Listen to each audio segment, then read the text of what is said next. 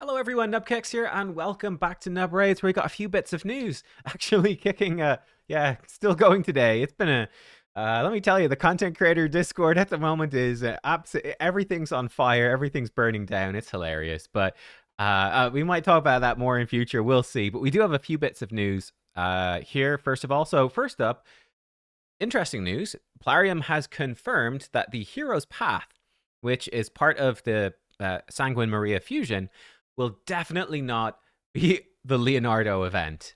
So I think it's looking pretty darn likely for sure, as I talked about in my guide, my fusion plan, that we probably are getting a Hero's Path for Leonardo bang after the fusion. Again, it's looking more and more certain about that for me. My prediction is that this Hero's Path would probably be Maria's Soul. A lot of you left comments, though, saying, actually, Nub, we think that it could be Souls for April or Raphael. That does make sense as well. So I don't know. We'll see. It's probably a Soul. They have said, actually, explicitly, not only is it not Leonardo, I've seen some Plarium representatives, I think, say that there will be no guaranteed champion within this Hero's Path. So typically, the only other thing they put in these sort of events is a Soul. It would be kind of weird to open shards just for fragments, but I don't know. We'll see. We'll see. So probably a Soul of some sort. I guess we'll find out when we get there. I definitely think this is still the event. As I talked about in my fusion plan, I think this Hero's Path is the event to go for. And we'll look at the Summon Rush champions right now, but I think that they are still, I think it's still worth skipping this Summon Rush. I'm really not too taken with this one at all. Apart from a couple of exceptions, but we got some more minor news first. Friday, 2x Reflex from Ice Golem. Monday, 2x Undead Hordes from Spider's Den. On Thursday, 30th of October, 2x Savage Fire Knight. On Sunday, 2x Speed from Dragon. So this is obviously lining up with all of the fusion dungeons. They're all pretty good. Undead Hordes obviously matching the fusion itself, and then 2x Reflex, 2x Savage, 2x Speed. They're the best sets in each of the dungeons. Obviously, they can run 3x events. We just had 3x Speed, which is obviously better than 2x. But these are fine, right? You're going to be doing them for the dungeon, for the fusion anyway, if you're doing it, so they're pretty good. And there you go, simple enough. Now, looking at the progressive, the 15x, well, up to 25x, depending on how many shards you've got. There's some decent champions in here. So we have, let's do the old green and red breakdown. Let me know in the comments, do you like it? Freya, I would recommend Freya. Freya is really, really good. She's a great champion. Big fan of Freya. Lots of different ways you can build her, which is super fun. She's got a passive kind of like Donatello, but it does only go onto your damage dealer. It has the advantage of giving them an instant turn, but it's not quite as good at keeping them alive. So for example, like a Marius A2 will typically just kill them anyway, even when Freya procs. She can do pretty good damage herself due to the passive part of her passive and counter-attacking when the shields are destroyed. She can actually do some pretty respectable damage. Yeah, she's just a good protector. Got really good base speed, and she does have a 20% turn meter boost, so she's actually a pretty good speed booster as well. So yeah, you can build it for damage. You can go like fast. You can go 9-piece protection to protect her buffs. You can do a hybrid build. Yeah, she's really fun. She's a great champ. So yeah, and very useful. Baltus is good. I would recommend him. I don't absolutely love him, but I think he's really good. So he's a defense-based AoE damage dealer. Got 2 AoEs. He does self-buff increased defense for 3 turns, in fact, which is pretty cool. And this has a pretty good chance to stun on a 3-turn cooldown. He has a unique thing as well. He's very good against the dragon, hard dragon, because he can reflect poisons back at the attacker, which is, yeah, it's great. So he does good damage, lots of AoEs, defense-based damage dealer. He's solid. He's definitely useful for faction wars as well. I think for me, he's like, you know, an A+, probably champion. Good. But I definitely would prefer Freya, for sure. Now, Wixwell is the big recommendation by a lot. This depends. So, like, if you are, you know, you're a big spender, this becomes pretty enticing. If you're not a big spender, you should really save your shards for the Hero's Path and the potential Leonardo event. It's going to give you much better bang for your buck. Wixwell is effectively the partner champion to Titus. So when you get Wixwell and Titus together, you unlock bonkers damage. It's really hard to use Titus other than that. You can use Blood Shield accessories in Hydra. It works, not as well, but it does work somewhat. It's just really difficult. Wixwell makes it easy. Wixwell basically makes Demon Lord free. Wixwell with Titus destroys Hydra, destroys Chimera. It's ridiculously good. Particularly for Chimera, I think it's important because it can open up some trials that are difficult to do, and it's just a nice, easy auto team where little can go wrong. You just need to build enough resistance. The stuff doesn't get stolen. And well, you need a bit of good luck, but let me, can I even bring it up? People running, yeah, I mean, like, so like, yeah, yeah, there's lots of lots of teams with with Mr. Wixwell in there. He's real good. So I think for if you're a whale, if you're a kraken, and you don't have Wixwell to go with your Titus, this is like a must do. If you're really close to Mercy, yeah, you could try hit it. I think Wixwell, because of Titus, is absolutely worth it. If you don't have Titus, he's good, but like Freya would be more useful. Yeah, the Titus effect with Wixwell. Helicath, actually really solid. Helicath, potentially underrated overall, actually. Yeah, he's pretty cool. I have seen him used a bunch in Chimera as well. The reason being, he does bring you a weaken, which is nice for damage and some trials. But he brings you the 2 turns of block damage and increased defense, again, opening up trials, particularly the Ram form, making that easier. Also, the Lion form, he brings a really good shield, which is really good for doing the shield trial against the Lion. And then with the block damage, you can reflect the damage back at the Lion. Or sorry, not reflect damage. You can block the damage, right? That's one of the Lion trials. I can't bring it up right now, but you have to absorb damage with block damage or unkillable, and he can do that really well with this. So yeah, I've seen him used a decent bit actually in Chimera. He's coming back into it. I also think he's pretty good for Arena. He's got bad base speed, but he could be really annoying with like protection. He can be really annoying, just generally fast with high defense.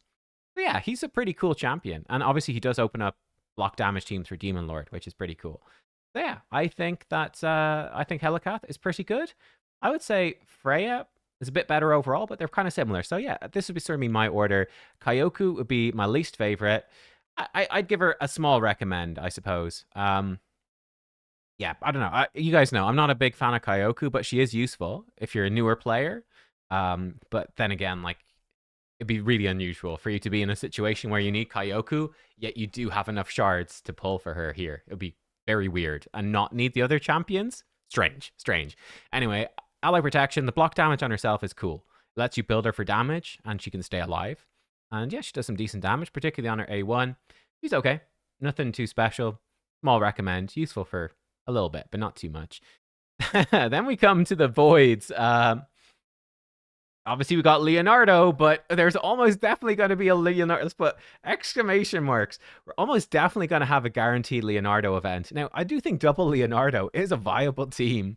Funny enough, you can absolutely run 2 of them, and they can sort of protect each other, which could be really annoying, make it easier to trigger their passives.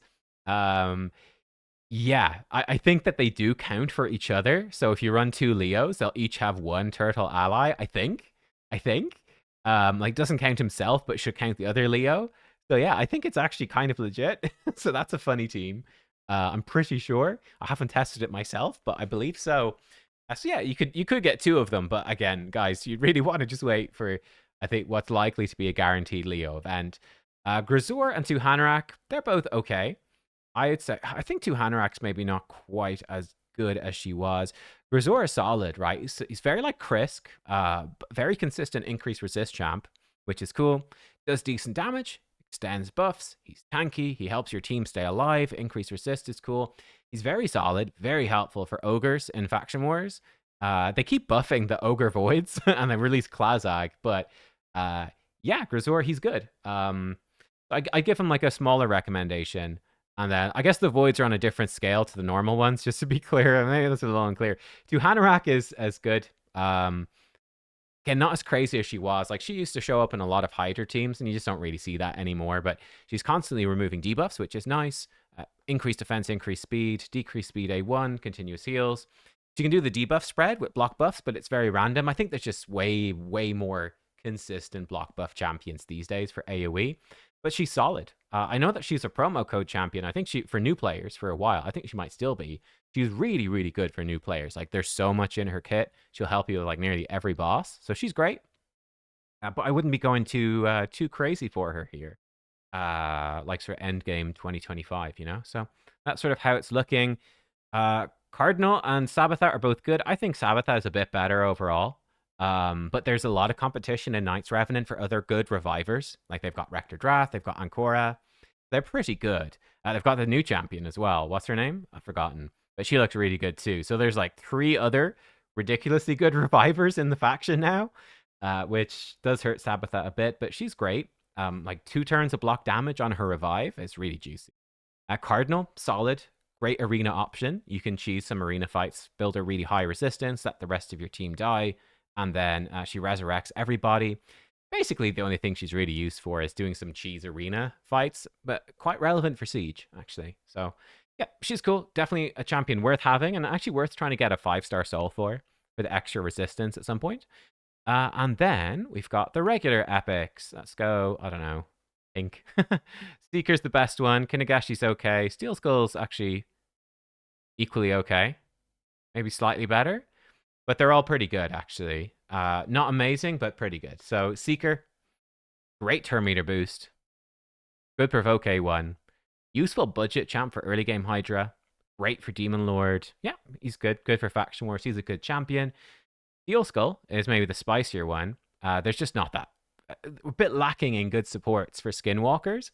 I mean, I guess they've added some new Void ones actually recently.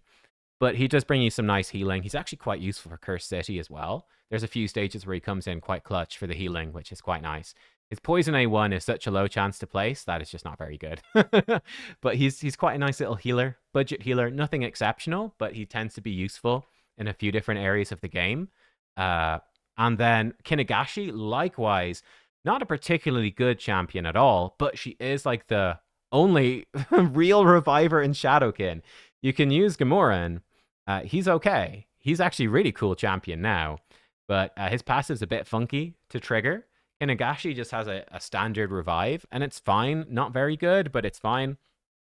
It's got like a mini ally attack. Just one random ally, but a turn meter boost. She's not great, but it's useful to have a reviver in Shadowkin. But yeah, I mean, if they ever add a legendary reviver, hopefully they do and make it accessible, and you'll never need to use Kinegashi again, but she's okay. So there you go. If you do go for the Summon Rush, I think there's some good stuff in there. Wixwell's the big prize. You can't really go wrong with Freya, Helicath. Even Staltus would be useful. Ayoku's not the worst. Leonardo's a big prize for the Voids.